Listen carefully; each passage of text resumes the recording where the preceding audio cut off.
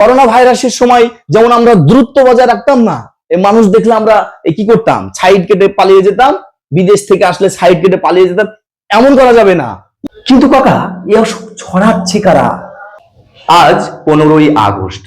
আজকের এই দিনটি আমাদের কাছে দুঃখ ও আনন্দের। আজকের এই দিনটিতেই আমরা পরাধীনতার খোলস থেকে বেরিয়ে স্বাধীন হয়েছিলাম। আজকের এই দিনটির জন্য লক্ষ লক্ষ ভারতীয় প্রাণ দিয়েছিল, যার ফল আজকে স্বাধীনভাবে উন্মুক্ত আকাশে আমাদের জাতীয় পতাকা উত্তোলন করতে পারছি। আজকে আমাদের স্বাধীনতা পাওয়া প্রায় 80 বছর হতে চলল। তারপরও কোথাও যেন মনে হয় আমরা এখনো পরাধীন। ব্রিটিশদের রেখে যাওয়া পচা গন্ধ এখনো গায়ে মাখছে। ধর্মে ধর্মে হানাহানি। তাই ব্রিটিশদের রেখে যাওয়া পচা গন্ধকে ভিনেগার দিয়ে শেষ করার চেষ্টায় আজকের এই বিশেষ সাক্ষাৎকার ধর্মের সুড়সুড়ি কি করে ঠিক করি। আজকের বিশেষ অনুষ্ঠান ধর্মের সুড়সুড়ি কি করে ঠিক করি। আজকের এই অনুষ্ঠানে যে সমস্ত প্রিয়জনরা আপনাদের মূল্যবান সময় নষ্ট করে দেখছেন, তাদের সকলকে অসংখ্য ধন্যবাদ জানিয়ে আজকের এই অনুষ্ঠানটি শুরু করব। আজকের এই অনুষ্ঠানে আমাদের মাঝে উপস্থিত আছেন আমাদের প্রিয় কাকা চিন্তাময় মল্লিক। কাকা, আপনাকেও আজকের এই অনুষ্ঠানে স্বাগত। আপনাকে অসংখ্য ধন্যবাদ দাদা। কাকা, আজকে হলো ৭৯তম স্বাধীনতা দিবস। আজকের এই দিনটিতে আপনাকে কেমন লাগছে? আপনার যদি অনুভূতিটুকু একটু প্রকাশ করতেন। মোটেও ভালো নেই দাদা, একটুও ভালো নেই। তবে হ্যাঁ, ভালো থাকতাম যদি এই নতুন অসুখটা ধরা না পড়তো। অসুখ? কিসের অসুখ? ধর্মের সুড়সুড়ি দিয়ে মানুষ খেপানো অসুখ। এই অসুখটা এখন ট্রেন্ডিং এ চলছে। টিভি খুললে অসুখ, ফেসবুক খুললে অসুখ, হোয়াটসঅ্যাপ খুললে অসুখ, মেসেজও এই অসুখ, এমনকি পাড়াগাঁয়েও তো এই অসুখ। ও আচ্ছা আচ্ছা আচ্ছা আচ্ছা। কিন্তু কাকা, এটা ছড়ায় কিভাবে? এই অসুখ ছড়ানো খুবই সহজ, খুবই সহজ। ওই যে একটা উস্কানি, কিছু গুজব আর রাজনৈতিক মশলা ভালো করে মিশিয়ে হিন্দু মুসলমানের কানে ঢুকিয়ে দিলেই এই অসুখ ছড়িয়ে যাবে। কিন্তু কাকা, এ অসুখ ছড়াচ্ছে কারা? কেন? কিছু রাজনীতিবিদ যাদের পেট চলে ভোটে, এরা তো জানে যে হিন্দু মুসলমান এক থাকলে এদের দোকান বন্ধ হয়ে যাবে। সবই তো বুঝলাম কাকা, কিন্তু কাকা আপনার কাছে প্রশ্ন, যে আপনি কি এই অসুখ সারানোর প্রেসক্রিপশন আমাদের লিখে দিতে পারবেন? অবশ্যই অবশ্যই, কেন পারবো না? অবশ্যই পারবো, আমি বলছি, আপনি নোট করুন। কিন্তু একটা কথা মন দিয়ে শুনুন, আমি যে ডোজগুলো প্রেসক্রিপশনে লিখবো, এগুলো হলো এই করোনা ভাইরাসের সময় যে ডোজগুলো ছিল তার সম্পূর্ণ বিপরীত, উল্টো ডোজ।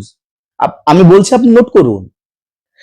এর প্রথম ডোজ হলো যে এই এই এই স্বার্থপর নেতারা যখন এই উস্কানিমূলক গুজব ছড়াবে, তখন এই করোনা ভাইরাসের সময় যেমন আমরা মুখে মাস্ক দিয়ে ঘুরতাম না, এই মাস্ক দিয়ে ঘোরা যাবে না। এরা যখন গুজব ছড়াবে তখন কানে তুলো ঢুকে দিতে হবে, যে কানটাকে বন্ধ করে দিতে হবে, যে চুপ করে বসে থাকতে হবে, এদের কথায় কান দিতে হবে না। এটা হলো প্রথম ডোজ। এই অসুখের দ্বিতীয় ডোজ হলো, এখানে কি করতে হবে, হিন্দু মুসলমান একসঙ্গে বসে চায়ের দোকানে চা খেতে হবে। এই করোনা ভাইরাসের সময় যেমন আমরা দূরত্ব বজায় রাখতাম না, এই মানুষ দেখলে আমরা কি করতাম, সাইড কেটে পালিয়ে যেতাম, বিদেশ থেকে আসলে সাইড কেটে পালিয়ে যেতাম, এমন করা যাবে না। পুরো উল্টোটা করতে হবে, পুরো পাশাপাশি বসে না হিন্দু মুসলমান চা খেতে হবে। এটা হলো এই অসুখের দ্বিতীয় ডোজ।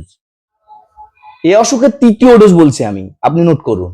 এই অসুখের তৃতীয় ডোজ হলো এই যে স্কুল, কলেজ, হাসপাতালগুলিতে যেন সঠিক সুবিধা পায় মানুষ, সেই জন্য খোলা জায়গায় চলে আসতে হবে, মানে মাঠে চলে আসতে হবে। এই যে কোভিড-19 সময় আমরা কি করেছিলাম, আমরা এসে মানে ঘরে ঢুকে এক কর্নারে চুপ করে বসে থাকতাম, যেন আমার কাছে এই ভাইরাস না চলে আসে। ওটা করলে হবে না, ওর পুরো উল্টোটা করতে হবে। পুরো বাইরে চলে আসতে হবে, এসে আওয়াজ তুলতে হবে, মুখের মাস্ক খুলে আওয়াজ তুলতে হবে, দিয়ে বলতে হবে যে স্কুল কলেজ হাসপাতালগুলিতে যেন মানুষ সঠিক সুবিধা পায় সেই ব্যবস্থা করতে হবে। এটা হলো এই অসুখের তৃতীয় ডোজ। আর একটা ডোজ বলছে, আপনি লিখুন। এই ডোজটা খুবই গুরুত্বপূর্ণ, আপনি ভালো করে নোট করুন, ভালো করে নোট করুন। এই অসুখের আর একটা গুরুত্বপূর্ণ ডোজ হলো এই যে আমাদের যে রাজ্যের শিক্ষা আছে না, এই শিক্ষা শেষ করে আমাদেরকে এই বিদেশে উচ্চ শিক্ষার জন্য যেতে হবে। আমরা কোভিড-19 এর সময় কি করেছিলাম? কোভিড ভাইরাস যখন ছড়িয়ে গিয়েছিল তখন কি করেছিলাম? আমরা এই পরিযায়ী শ্রমিকরা বাইরে থেকে এই আমাদের রাজ্যে চলে আসছিলাম। এ করলে হবে না, এ পুরো উল্টোটা করতে হবে। রাজ্যের শিক্ষা শেষ করে উচ্চ শিক্ষার জন্য বিদেশে পাঠিয়ে দিতে হবে। আর তার জন্য নেতাদেরকে গিয়ে বলতে হবে আপনাদেরকে এই উচ্চ শিক্ষার জন্য সমস্ত ব্যবস্থা করে দিতে হবে। এই রাজ্যের শিক্ষা শেষ হলে সমস্ত দায়িত্ব নিয়ে উচ্চ শিক্ষার জন্য আমাদেরকে এই বিদেশে পাঠাতে হবে। এটা নোট করুন, এটা হলো গুরুত্বপূর্ণ একটা বিষয়। দাদা, আপনার সঙ্গে সাক্ষাৎ করে আমি আপ্লুত। আপনাকে স্বাধীনতা দিবসের অনেক অনেক শুভেচ্ছা। পাশাপাশি এই সমাজে যারা এই অসুখ ছড়িয়ে বেড়ায় তাদেরকে জিজ্ঞেস করতে হবে, এই যে আমাদের জাতীয় পতাকা, এই জাতীয় পতাকাতে 3টে রং আছে, এর পাশাপাশি আর একটা অদৃশ্য রঙ আছে, সেটা হলো লাল। এই অদৃশ্য রং ভারতবর্ষের অজস্র হিন্দু, মুসলিম, জৈন, খ্রিস্টান সকলের রক্তে রাঙানো।